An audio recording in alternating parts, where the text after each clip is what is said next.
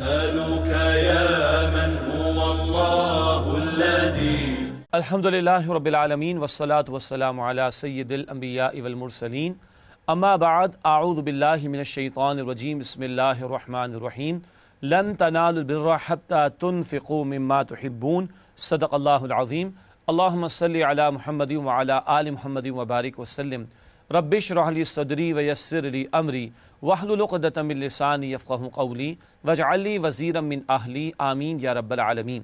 ناظرین کرام السلام علیکم ورحمۃ اللہ وبرکاتہ۔ پروگرام تعلیمات قرآن میں خوش آمدید کہتے ہیں آپ کو۔ آپ کے علم ہے کہ ہر نشست میں قرآن حکیم کے ایک پارے کے مضامین کا جائزہ ہم لیتے ہیں اور اہم ہدایات کو سمجھنے کی کوشش بھی کرتے ہیں۔ تعلیمات قرآن سیریز میں آج انشاءاللہ پارہ نمبر 4 یعنی چوتھے پارے کا ہم مطالعہ کریں گے۔ آئیے ہمیشہ کی طرح سب سے پہلے تعارف آپ کے سامنے رکھتے ہیں۔ تعارف کے حوالے سے پہلی بات ہے قرآن کریم کے پارہ نمبر 4 کا مطالعہ، یہ نقطہ ہمیشہ پہلے ہی بیان ہو جاتا ہے۔ اگلا نقطہ ہے تعارف کے حوالے سے سورہ آل عمران رکوع نمبر 10 تا 20 یعنی آیات 92 تا 200 کا مطالعہ پیش خدمت ہوگا انشاءاللہ۔ یعنی یہ آیات ہیں آل عمران کی 92 تا 200 جو چوتھے پارے میں شامل ہیں۔ اس کے علاوہ سورۃ النساء رکوع نمبر 1 تا 3 یعنی آیات 1 تا 23 کا بھی ہم مطالعہ کریں گے، اور یہ سورہ نساء چوتھے ہی پارے میں اس کا آغاز ہو جاتا ہے اور اس کی 23 آیات چوتھے پارے میں شامل ہیں۔ اس کے بعد مقاصد مطالعہ کی طرف چلتے ہیں، یعنی لرننگ آبجیکٹیوز کیا ہیں۔ یہ ہمیشہ سیم رہتے ہیں ہمارے ہر پروگرام میں، لیکن بہرحال بیان کرتے ہیں آپ کے سامنے۔ مقاصد مطالعہ میں پہلی بات ہے پارہ نمبر 4 کی آیات کے مضامین کا جائزہ، اور مقصود یہ ہوتا ہے کہ نکات کی صورت میں پارے کا ایک اوور ویو ہمارے سامنے آ جائے۔ پھر منتخب آیات کا مطالعہ، چند آیات کا ہمیشہ انتخاب کیا جاتا ہے ہر پارے میں سے جن میں اکثر ہمارے لیے عملی رہنمائی اور ہدایات کا سامان ہوتا ہے۔ مزید برآں زیر مطالعہ آیات میں بیان شدہ اہم اوامر و نواہی کا تذکرہ ہمیشہ ہم کرتے ہیں، کیا کرنے کے کام اور کن کاموں سے روکا گیا، ڈوز اینڈ ڈونٹس، ان کا بیان بھی آج چوتھے پارے کے حوالے سے آپ کے سامنے رکھیں گے۔ بات کو آگے بڑھاتے ہیں اور چوتھے پارے کے مضامین کا جائزہ شروع کرتے ہیں۔ آل عمران کی آیت نمبر 92 سے چوتھے پارے کا آغاز ہوتا ہے۔ لکھا ہے نیکی کا مظہر اول محبوب شے کا انفاق۔ یہاں بتایا گیا کہ نیکی مکمل کب ہوگی؟ جب تم اپنی محبوب ترین شے کو اللہ کی راہ میں خرچ کرو، اللہ ہمیں انفاق کرنے کی توفیق عطا فرمائے۔ پھر آیات 93 تا 95 من گھڑت بات اللہ کی طرف منسوب کرنا ظلم ہے۔ یہ اہل کتاب خصوصاً یہود کی بھی حرکتیں تھیں، من چاہی باتوں کو دین کے طور پر اختیار کرتے اور کہتے کہ یہ اللہ کی طرف سے ہے، یہ بات ظلم ہے۔ پھر آیات 96 تا 97 عظمت کعبہ اور فرضیت حج۔ پہلا گھر جو اللہ کی عبادت کے لیے تیار ہوا، مقرر ہوا، وہ خانہ کعبہ، اور صاحب استطاعت لوگوں پر حج کی فرضیت کا بیان آیا ہے۔ اس کے بعد آیات 98 تا 101 اہل کتاب کی مسلمانوں سے دشمنی، اس کا تذکرہ ہوا۔ پھر آیات 102 تا 104 فوز و فلاح کے لیے سہ نکاتی لائے عمل، بڑا جامع مقام ہے، اس پر آگے بھی ہم بات کریں گے۔ تقوی اختیار کرے ہر بندہ مومن، قرآن کی رسی کو تھامو اور دوسروں کو مل جل کر نیکی کے دعوت و بدی سے روکو، یہ 3 ذمہ داریاں امت کی بیان کی گئی ہیں۔ اس کے بعد آیات 105 تا 109 روز قیامت کچھ چہرے روشن اور کچھ چہرے سیاہ ہوں گے، اللہ ہمیں روشن چہرے عطا فرمائے۔ پھر آیت نمبر 110 مقصد امت امر بالمعروف و نہی عن المنکر، اس امت کو کیوں برپا کیا گیا؟ نیکی کا حکم دینے اور بدی سے روکنے کے لیے۔ اس کے بعد سورہ آل عمران کی آیات 111 تا 112 امت ذلیل و رسوا کیوں ہوتی ہے؟ جب امت والی ذمہ داری کو ادا کرنا چھوڑ دے تو ذلت اور رسوائی اس کا مقدر بنتی ہے۔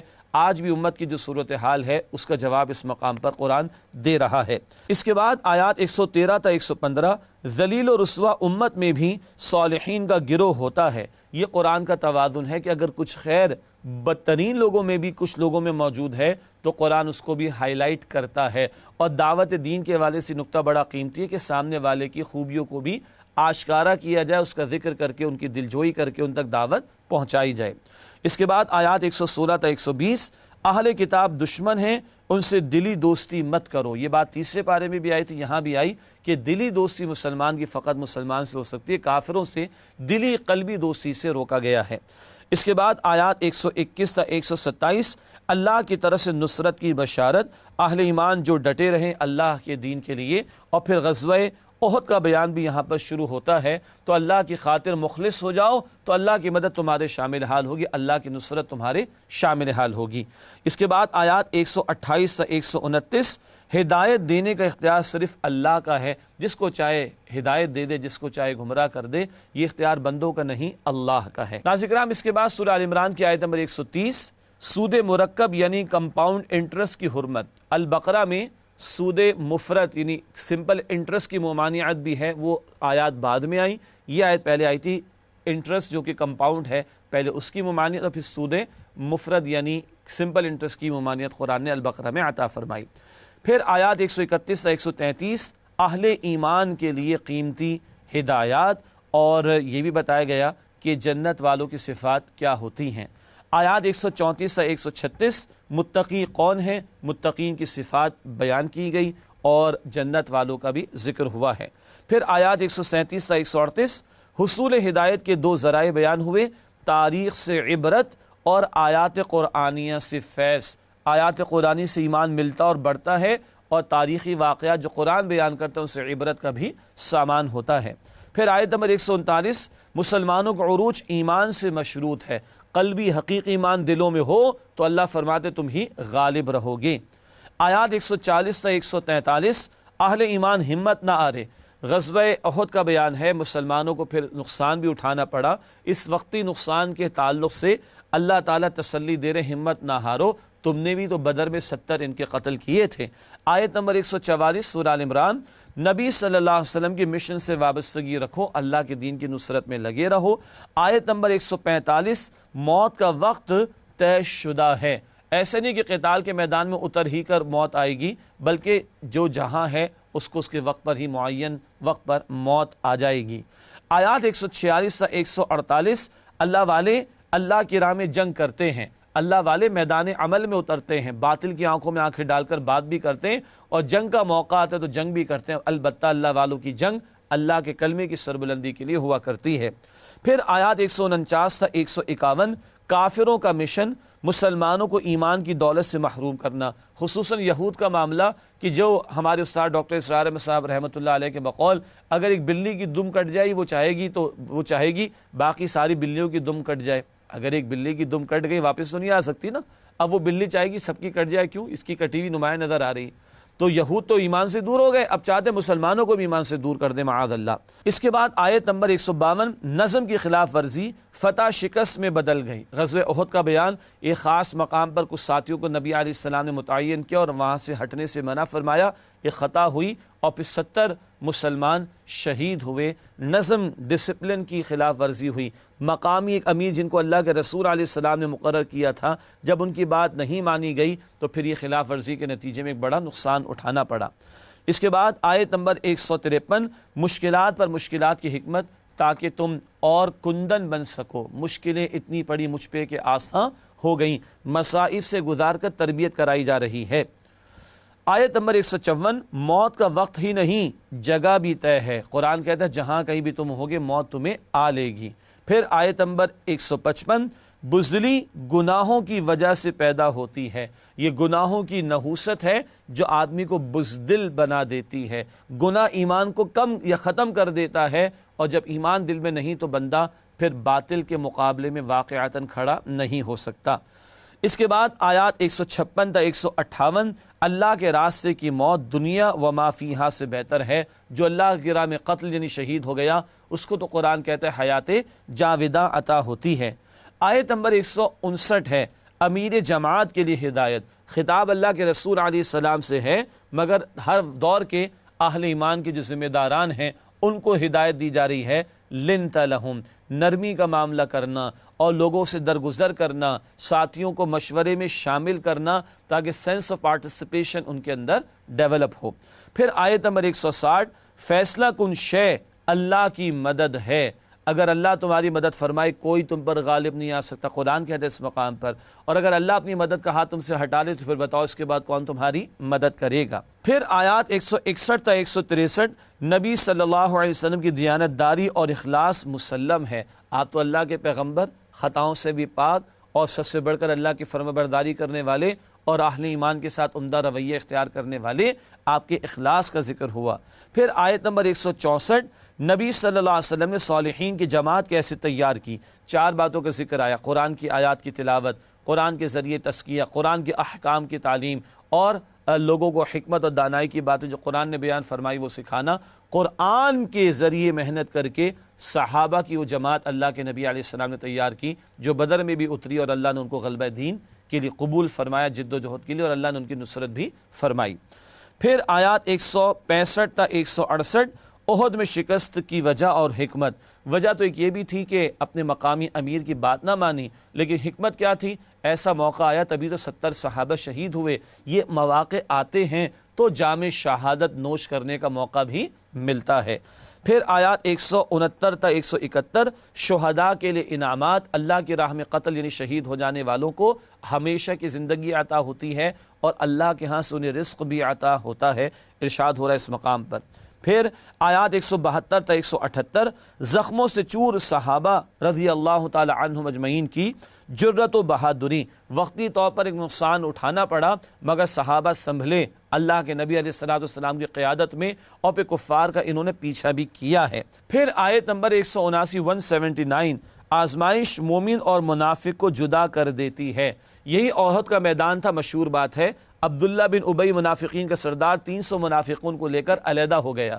تو یہ ایسے مواقع آتے تو کھرے کھوٹے کا فیصلہ ہوتا ہے، ایمان والے اور منافقین جدا جدا ہو کر سامنے آ جاتے ہیں۔ اس کے بعد اگلا مقام اور اگلی آیت نمبر 180 آل عمران، بخل روز قیامت گلے کا طوق ہوگا۔ یہ یہود کی طرف بھی اشارہ، اور وہ لوگ کہ جو مال بچا بچا کر رکھیں اللہ کی راہ میں خرچ نہ کریں، کل یہ گلے کا طوق ہوگا، جہنم میں عذاب دیا جا رہا ہوگا۔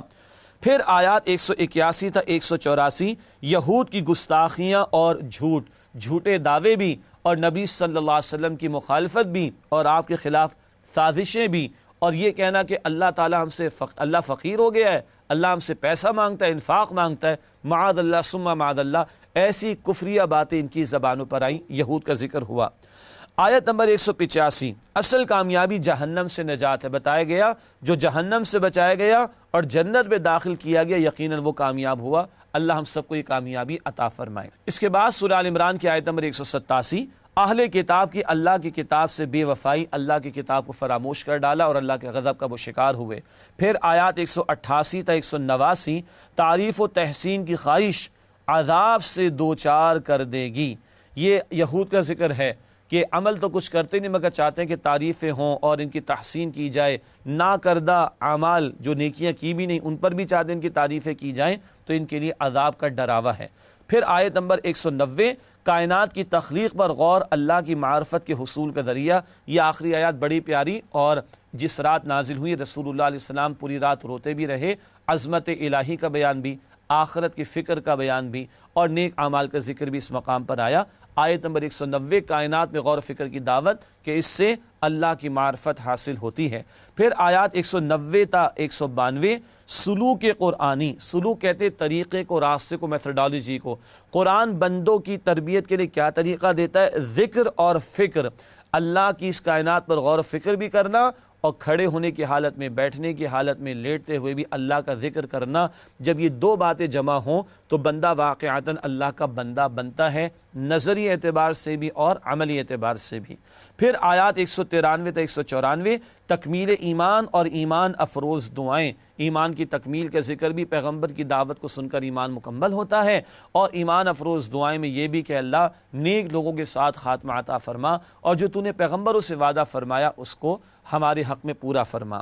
پھر آیت نمبر 195، قبولیت دعا کا وعدہ، یہ دعا اللہ قبول بھی فرمائے گا، اور اللہ نے ایمان والوں کے لیے اجر عظیم تیار بھی کر رکھا ہے، اس کا ذکر ہوا۔ پھر آیات 196 تا 198، کافروں کی سرگرمیوں کا اثر نہ لو۔ وقتی طور پر دنیا میں کافروں کی چلت پھرت ہے، مال ہے، اسباب ہے، جائیدادیں ہیں، متاثر نہ ہونا، یہ 4 دن کی زندگی، اس کے بعد پھر ان کے لیے عذاب ہی عذاب ہے۔ آیت نمبر 199 ہے، اہل کتاب میں بھی صالحین ہیں، جیسے کہ نجاشی رحمۃ اللہ علیہ نصارہ میں سے ایمان لے آئے، ایسے لوگوں کی تحسین۔ اور آخری آیت ہے سورہ آل عمران کی آیت نمبر 200، فلاح اخروی کے لیے 4 ہدایات جن کا ہم بعد میں مطالعہ بھی کریں گے انشاءاللہ تعالی۔ آخرت کی کامیابی کے لیے 4 باتوں کا ذکر آیا۔ ناظرین کرام، یہ ہم نے سورہ آل عمران کی آیات کا تجزیہ آپ کے سامنے رکھا، اور ایک ایک نقطہ مضمون کے اعتبار سے بیان کیا، اور مقصود یہ ہے کہ پارے میں جو مضامین ہیں وہ ایک اوور ویو کی صورت میں ہمارے سامنے آ جائیں۔ بات کو آگے بڑھاتے ہیں، سورہ آل عمران کی منتخب آیات کا مطالعہ آپ کے سامنے پیش کرتے ہیں۔ چوتھا پارہ آج ہم سمجھ رہے ہیں، اور اس میں آل عمران کی جو آیات ہیں ان میں سے کچھ منتخب آیات۔ سب سے پہلے سورہ آل عمران آیت نمبر 92، آیت نمبر 92، اسی سے چوتھے پارے کا آغاز ہوتا ہے۔ محبوب ترین شے کا انفاق، ارشاد ہوا لن تنالوا البر حتى تنفقوا مما تحبون وما تنفقوا من شيء فإن الله به عليم۔ ترجمہ، مؤمنوں جب تک تم ان چیزوں میں سے جو تمہیں عزیز ہیں راہ اللہ میں صرف نہ کرو گے کبھی نیکی حاصل نہ کر سکو گے، اور جو چیز تم صرف کرو گے اللہ اس کو جانتا ہے۔ یہ ہے نیکی کے بیان کے تعلق سے محبوب ترین شے کا خرچ کرنا۔ نقطہ پیش خدمت ہے، نیکی میں کمال کے لیے محبوب ترین شے کی قربانی ضروری ہے، چاہے وہ جان ہو، چاہے وہ مال ہو، چاہے وہ وقت ہو، چاہے وہ اولاد ہو، چاہے وہ صلاحیتیں ہوں، ان سب کو کھپانا ہے، محبوب ترین شے کو لگانا ہے، تب نیکی مکمل ہوگی۔ اللہ مجھے اور آپ کو توفیق عطا فرمائے۔ اگلی آیت، آیت نمبر 97 آل عمران کی فرضیت حج کا بیان، ارشاد ہوا فیہ آیات بینات مقام ابراہیم ومن دخلہ کان آمنا وللہ علی الناس حج البیت من استطاع الیہ سبیلا ومن کفر فإن اللہ غنی عن العالمین۔ ترجمہ، اس میں کھلی ہوئی نشانیاں ہیں جن میں سے ایک ابراہیم کے کھڑے ہونے کی جگہ ہے۔ جو شخص اس مبارک گھر میں داخل ہوا اس نے امن پا لیا، اور لوگوں پر اللہ کا حق یعنی فرض ہے کہ جو اس کے گھر تک جانے کا مقدور رکھے وہ اس کا حج کرے، اور جو اس حکم کی تعمیل نہ کرے گا تو اللہ تعالیٰ بھی اہل عالم سے بے نیاز ہے۔ یہ آل عمران کی آیت نمبر 97۔ نقطہ کیا ہے؟ استطاعت کے باوجود حج نہ کرنا عملی طور پر کفر ہے۔ زندگی میں صاحب استطاعت لوگوں پر ایک مرتبہ حج ادا کرنا فرض ہے۔ اللہ ہم سب کو توفیق عطا فرمائے، وسائل بھی عطا فرمائے، آسانی بھی فرمائے، لیکن جو جانتے بوجھتے وسائل کے باوجود، استطاعت کے باوجود حج نہ کرے وہ کافر ہے۔ مراد عملی اعتبار سے وہ کفر کر رہا ہے۔ اللہ تعالیٰ اس سے محفوظ رکھے اور ہمیں حج کی استطاعت بھی عطا فرما دے اور ادائیگی کی توفیق بھی عطا فرما دے۔ اس کے بعد اگلی آیت جس کا انتخاب کیا گیا سورہ آل عمران کی آیت نمبر 103، اللہ کی رسی قرآن، اس کو تھامنے کا حکم، ارشاد ہوا وَاعْتَصِمُوا بِحَبْلِ اللَّهِ جَمِيعًا وَلَا تَفَرَّقُوا وَاذْكُرُوا نِعْمَةَ اللَّهِ عَلَيْكُمْ إِذْ كُنْتُمْ أَعْدَاءً فَأَلَّفَ بَيْنَ قُلُوبِكُمْ فَأَصْبَحْتُمْ بِنِعْمَتِهِ إِخْوَانًا وَكُنْتُمْ عَلَى شَفَا حُفْرَةٍ مِّنَ النَّارِ فَأَنْقَذَكُم مِّنْهَا كَذَلِكَ يُبَيِّنُ اللَّهُ لَكُمْ آيَاتِهِ لَعَلَّكُمْ تَهْتَدُونَ۔ ترجمہ کرتے اس آیت کا، آل عمران آیت نمبر 103، اور سب مل کر اللہ کی ہدایت کی رسی کو مضبوط پکڑے رہنا اور متفرق نہ ہونا، اور اللہ کی اس مہربانی کو یاد کرو جب تم ایک دوسرے کے دشمن تھے تو اس نے تمہارے دلوں میں الفت ڈال دی اور تم اس کی مہربانی سے بھائی بھائی ہو گئے، اور تم آگ کے گڑھے کے کنارے تک پہنچ چکے تھے تو اللہ نے تم کو اس سے بچا لیا۔ اس طرح اللہ تم کو اپنی آیتیں کھول کھول کر سناتا ہے تاکہ تم ہدایت پاؤ۔ ناظرین کرام، یہ سورہ آل عمران کی آیت نمبر 103 کا ترجمہ ہوا۔ نسألك يا من هو الله الذي۔ آئیے چند نکات تشریح کے آپ کے سامنے رکھتے ہیں۔ پہلا نقطہ، قرآن کو تھامنے سے مراد اس کے حقوق کو ادا کرنا ہے۔ اللہ کی رسی قرآن ہے، یہ جامع ترمذی کی روایت میں بھی بات موجود ہے، اور قرآن کو تھامنے سے مراد آگے سمجھ رہے ہیں اس کے حقوق کو ادا کرنا۔ قرآن کے 5 حقوق ہیں۔ ہمارے استاد ڈاکٹر اسرار احمد صاحب رحمۃ اللہ علیہ کا معروف کتابچہ بھی ہے مسلمانوں پر قرآن مجید کے حقوق۔ 5 حقوق انہوں نے بیان فرمائے۔ نمبر 1 ایمان، نمبر 2 تلاوت، نمبر 3 سمجھنا، نمبر 4 عمل کرنا، اور نمبر 5 پھیلانا۔ یہ 5 حقوق ہمیں ادا کرنے، ایمان دل سے بھی، تلاوت باقاعدہ قرآن کو سیکھنے سمجھنے کی کوشش، انفرادی زندگی میں عمل کریں، اجتماعی زندگی میں نافذ کرنے کی جد و جہد کریں، اور 4 دہانگ عالم میں سارے لوگوں تک، انسانوں تک اس کے پیغام کو پہنچانے کی کوشش کریں۔ مزید آگے لکھا ہے قرآن کو تھامنے کی برکات۔ قرآن کو واقعتاً تھام لیا جائے تو پھر کیا ہوتا ہے؟ دشمنیاں ختم ہو جائیں گی، نفرتیں ختم ہو جائیں گی، آگ کے گڑھے سے اللہ تمہیں بچا لے گا، ہدایت تمہیں عطا فرما دے گا۔ یہ ساری برکتیں اس ایک آیت میں اللہ سبحانہ و تعالیٰ نے عطا فرمائی ہیں۔ اس کے بعد اگلی آیت ہے آیت نمبر 110 جس کا انتخاب کیا گیا، امت کی ذمہ داریاں۔ ارشاد ہوا کنتم خیر امت اخرجت للناس تأمرون بالمعروف وتنہون عن المنکر وتؤمنون باللہ وَلَوْ آمَنَ أَهْلُ الْكِتَابِ لَكَانَ خَيْرًا لَهُمْ مِنْهُمُ الْمُؤْمِنُونَ وَأَكْثَرُهُمُ الْفَاسِقُونَ۔ ترجمہ، مؤمنوں، جتنی امتیں یعنی قومیں لوگوں میں پیدا ہوئیں، تم ان سب سے بہتر ہو کہ نیک کام کرنے کو کہتے ہو اور برے کاموں سے منع کرتے ہو اور اللہ پر ایمان رکھتے ہو، اور اگر اہل کتاب بھی ایمان لے آتے تو ان کے لیے بہت اچھا ہوتا۔ ان میں ایمان لانے والے بھی ہیں لیکن تھوڑے، اور اکثر نافرمان ہیں۔ یہ آیت نمبر 110 کا ترجمہ مشہور آیت ہے خیر امت والی۔ ہم خیر امت سمجھتے تو ہیں اپنے آپ کو، مگر قرآن خیر امت کی ذمہ داریوں کو بھی بیان فرماتا ہے۔ چنانچہ آگے ہم نے لکھا ہے، خیر امت ہونے کے لیے ذمہ داریوں کی ادائیگی لازم ہے۔ نیکی کا حکم دینا، بدی سے روکنا، یہ ہے اس امت کی ذمہ داری۔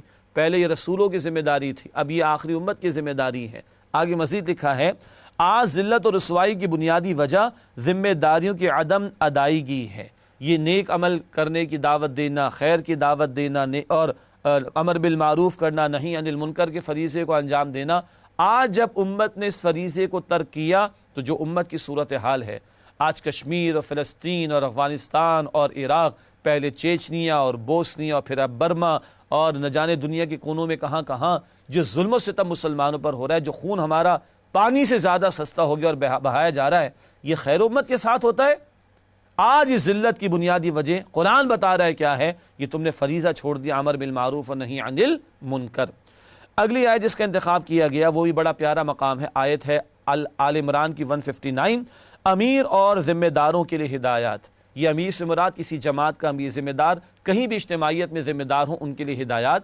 ارشاد ہوا، فَبِمَا رَحْمَةٍ مِّنَ اللَّهِ لِنتَ لَهُمْ وَلَوْ كُنْتَ فَظًّا غَلِيظَ الْقَلْبِ لَانفَضُّوا مِنْ حَوْلِكَ فَاعْفُ عَنْهُمْ وَاسْتَغْفِرْ لَهُمْ وَشَاوِرْهُمْ فِي الْأَمْرِ فَإِذَا عَزَمْتَ فَتَوَكَّلْ عَلَى اللَّهِ إِنَّ اللَّهَ يُحِبُّ الْمُتَوَكِّلِينَ۔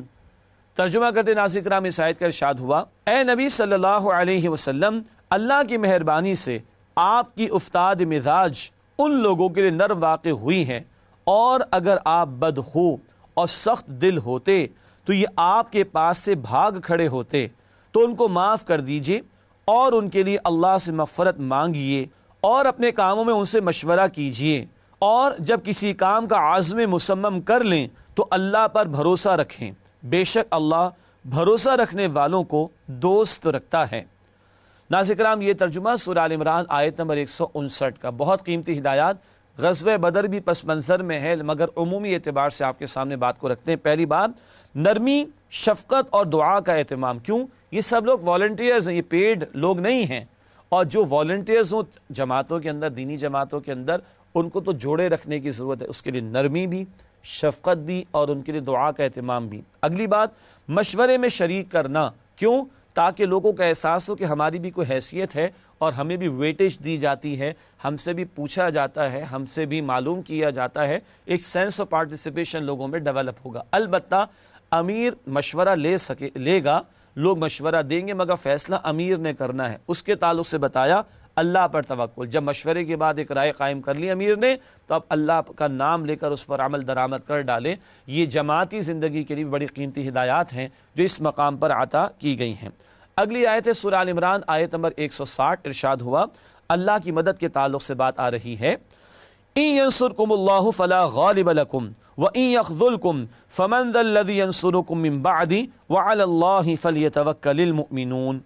ترجمہ، اور اگر اللہ تمہارا مددگار ہے تو تم پر کوئی غالب نہیں آ سکتا، اور اگر وہ تمہیں چھوڑ دیں تو پھر کون ہے کہ تمہاری مدد کرے، اور مؤمنوں کو چاہیے کہ اللہ ہی پر بھروسہ رکھیں۔ ناظرین کرام، اللہ کی نصرت کے حصول کا طریقہ بتایا جا رہا ہے۔ اس حوالے سے نقطہ پیش خدمت ہے، اللہ کی مدد کے حصول کا ذریعہ اس کے دین کی نصرت کرنا ہے۔ یہ بات سورہ محمد صلی اللہ علیہ وسلم آیت نمبر 7 میں بھی آئی ہے۔ یہاں بتایا جا رہا ہے اللہ مدد فرمائے، کوئی تم پر غالب نہیں آئے گا۔ اللہ کی مدد کیسے ملے گی؟ وہ سورہ محمد صلی اللہ علیہ وسلم کی آیت نمبر 7 میں ہے، تم اللہ کے دین کی نصرت کرو گے تو اللہ تمہاری مدد فرمائے گا۔ یہ آج ہمارے مسائل کا حل بھی ہے۔ اس کے بعد آخری جس آیت کا انتخاب کیا گیا ہے وہ آل عمران کی آخری ہی آیت ہے، آیت نمبر 200۔ جامع ہدایات، 4 ہدایات اس مقام پر عطا ہوئیں۔ یا ایھا الذین آمنوا اصبروا وصابروا ورابطوا واتقوا اللہ لعلکم تفلحون۔ ترجمہ، اے اہل ایمان، کفار کے مقابلے میں ثابت قدم رہو اور استقامت رکھو اور مورچوں پر جمے رہو اور اللہ سے ڈرو تاکہ مراد حاصل کر سکو۔ یہ 4 ہدایات یہاں پر عطا کی گئیں، اللہ کی خاطر صبر کرنا، اور ایک لفظ آیا وَصَابِرُ، آئیے اس کو سمجھتے ہیں۔ صابرو کا لفظ مصابرت سے ہے، یعنی دوسروں سے بڑھ کر صبر کرنا۔ کافروں نے بھی تو جانیں دی ہیں باطل کے لیے، میدان میں اترے باطل کے لیے، تم ان کے مقابلے میں ان سے بڑھ کر صبر کرو۔ ایک اور بات آئی وَرَابِطُ، اس کا ایک ترجمہ ہے مورچوں پر جمے رہنا، اسلامی سرحدوں کی حفاظت کرنا، اور ایک ہے رابطہ رکھنا، یعنی آگے ہم نے لکھا ہے جمے رہنا۔ جمے رہنے سے مراد نظم کی پابندی ہے۔ غزوہ احد میں نظم میں خلاف ورزی کا معاملہ ہوا تو بڑا نقصان ہوا، تو جمے رہنے، جڑے رہنے اور نظم کی پابندی کرنے کا حکم دیا گیا۔ اور آخری ہدایت واتقوا اللہ، اللہ کا تقوی اختیار کرو۔ یہ ہیں 4 ہدایات اہل ایمان کے لیے، بہت جامع ہدایات جو سورہ آل عمران کے آخر میں عطا کی گئی۔ ناظرین کرام، حسب معمول ایک وقفہ لیتے ہیں اور اس کے بعد انشاءاللہ مزید باتیں آپ کے سامنے رکھیں گے۔ امید آپ ہمارے ساتھ رہیں گے۔ السلام علیکم ورحمۃ اللہ وبرکاتہ۔ نسألك يا من هو الله الذي السلام علیکم ورحمۃ اللہ وبرکاتہ۔ ناظرین کرام، پروگرام میں آپ کو خوش آمدید کہتے ہیں۔ آج ہم تعلیمات قرآن کے اس پروگرام میں 4 پارے کے مضامین کا مطالعہ کر رہے ہیں۔ اس سے پہلے کہ اگلی سورت سورۃ النساء کا ہم آغاز کریں، آپ کے سامنے رکھنا چاہیں گے ربط سورت۔ آل عمران کی تکمیل ہوئی، سورہ نساء کا آغاز ہوا چاہتا ہے، ان دونوں صورتوں میں کیا ربط ہے، 2-3 مختصر باتیں آپ کے سامنے رکھتے ہیں۔ سب سے پہلی بات ربط صورت کے حوالے سے، سورہ آل عمران میں نئی امت کی تنظیم اور اتحاد کی ہدایات دی گئی تھیں۔ نبی اکرم صلی اللہ علیہ وسلم کی امت کو امت مسلمہ قرار دیا گیا، اور اس امت کی تنظیم اور اتحاد کے لیے ہدایات سورہ آل عمران میں ہمارے سامنے آئیں۔ سورۃ النساء میں امت مسلمہ کے لیے خاندان سے لے کر ریاستی اداروں تک سے متعلق ہدایات عطا کی گئی ہیں۔ فرد کے لیے تو ہدایات بار بار قرآن میں آئیں، اس صورت میں خاندان کے لیے، اور خاندان سے آگے بڑھتے چلے جائیں معاشرہ اور پھر ریاست، اس سطح تک کے انسٹیٹیوشنز کے لیے ہدایات عطا کی گئی ہیں۔ تو آل عمران میں امت کی تشکیل کا معاملہ، اور اب امت کے لیے بڑی جامع ہدایات سورۃ النساء میں۔ مزید بنا کے لکھا ہے سورہ آل عمران میں غزوہ احد میں منافقین کے میدان قتال سے فرار کا ذکر تھا۔ 300 منافقین کو لے کر عبداللہ بن ابی علیحدہ ہو گیا تھا، اس کی طرف کچھ اشارے آل عمران میں آتے ہیں، جبکہ سورۃ النساء میں منافقین کے کردار اور صفات کا تفصیل سے بیان ہے۔ 2 ٹوک انداز میں نفاق کے موضوع پر گفتگو کی گئی، اور منافقین کی کمزوریوں اور ان کی صفات کا تفصیل سے سورۃ النساء میں تذکرہ ہمارے سامنے آتا ہے۔ ناظرین کرام، یہ تو ربط صورت کا بیان ہوا، آل عمران کی تکمیل ہوئی، نساء کا آغاز ہوا چاہتا ہے، تو ان دونوں صورتوں کا ربط مضامین کے اعتبار سے آپ کے سامنے رکھا گیا۔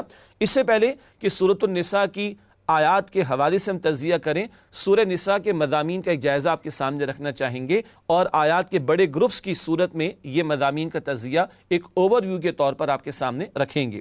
سورہ نساء کے مضامین کے جائزے کے حوالے سے سب سے پہلے آیات 1 تا 43، ابتدائی جو 43 آیات ہیں، اسلام کی معاشرتی ہدایات جن کا ہدف ہے معاشرے کے ہر فرد کے مال، جان اور آبرو کا احترام اور تحفظ۔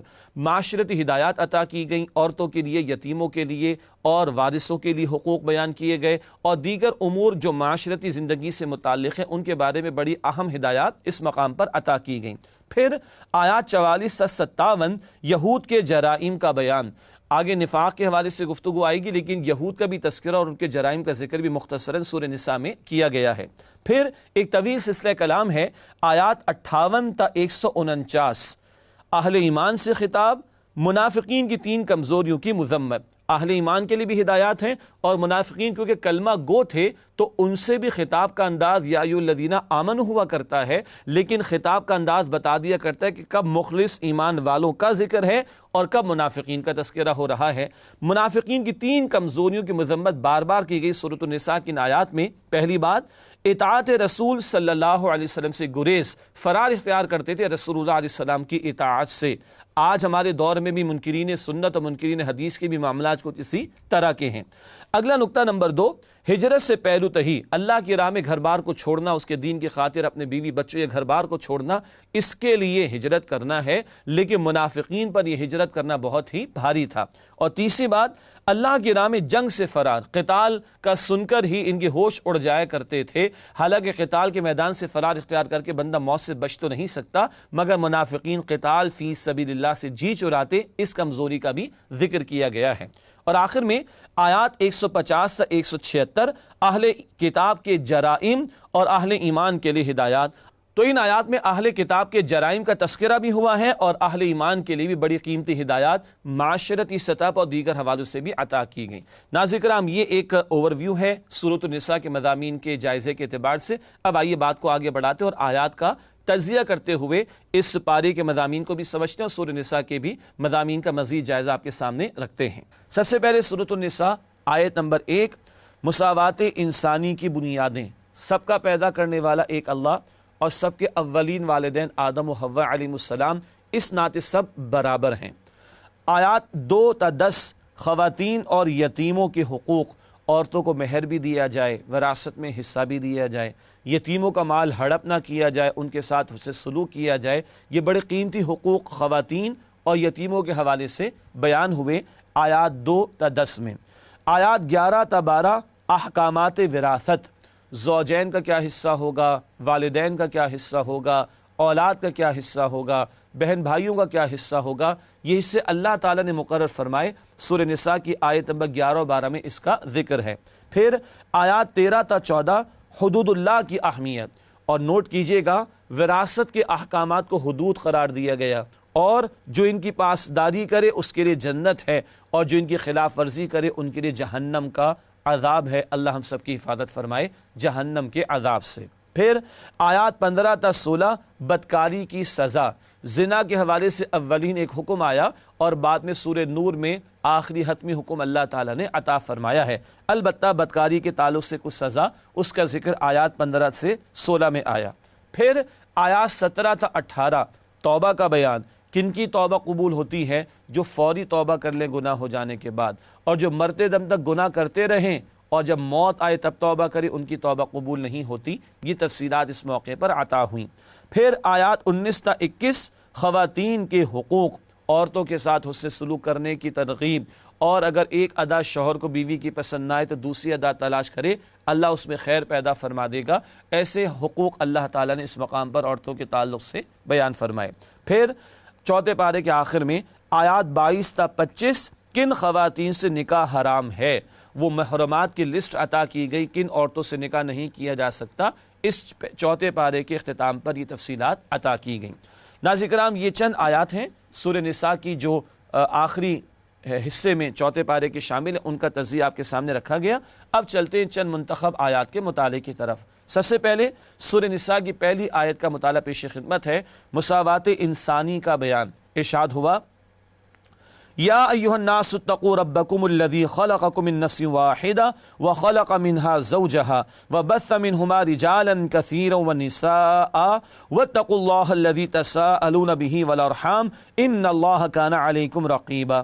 سورہ نساء کی پہلی آیت ہے، ترجمہ کرتے ہیں۔ ارشاد ہوا، لوگوں اپنے پروردگار سے ڈرو جس سے تم کو ایک شخص سے پیدا کیا اور اس سے اس کا جوڑا بنایا، پھر ان دونوں سے کثرت سے مرد و عورت پیدا کر کے روئے زمین پر پھیلا دیے، اور اللہ سے جس کا نام لے کر تم سوال کرتے ہو ڈرو اور رحمی رشتوں کا خیال رکھو، کچھ شک نہیں کہ اللہ تمہیں دیکھ رہا ہے۔ ناظرین کرام، یہ سورہ نساء کی پہلی آیت کا ترجمہ ہے۔ بہت قیمتی مقام، 3 باتیں پیش کریں گے۔ سب کا خالق ایک اللہ، سب کے والدین آدم و حوا علیہ السلام اس ناطے سب برابر ہیں، گورے کو کالے پر، کالے کو گورے پر کوئی فضیلت نہیں، جیسے کہ حجۃ الوداع کا خطبہ بھی ہے۔ ناظرین کرام، پروگرام کے آخر میں ایک فرمان نبوی صلی اللہ علیہ وآلہ وسلم پیش خدمت ہے، جس نے قرآن کریم کی طرف دعوت دی اسے سیدھے راستے کی ہدایت عطا کر دی گئی۔ جامع ترمذی کی روایت ہے۔ اللہ ہمیں دوسروں کو بھی قرآن کی طرف دعوت دینے کی توفیق عطا فرمائے۔ ناظرین کرام، اسی کے ساتھ آپ سے اجازت چاہیں گے اور اگلی نشست میں 5ویں پارے کے ساتھ حاضر خدمت ہوں گے۔ وآخر دعوانا ان الحمدللہ رب العالمین، والسلام علیکم ورحمۃ اللہ وبرکاتہ۔ نسألك يا من هو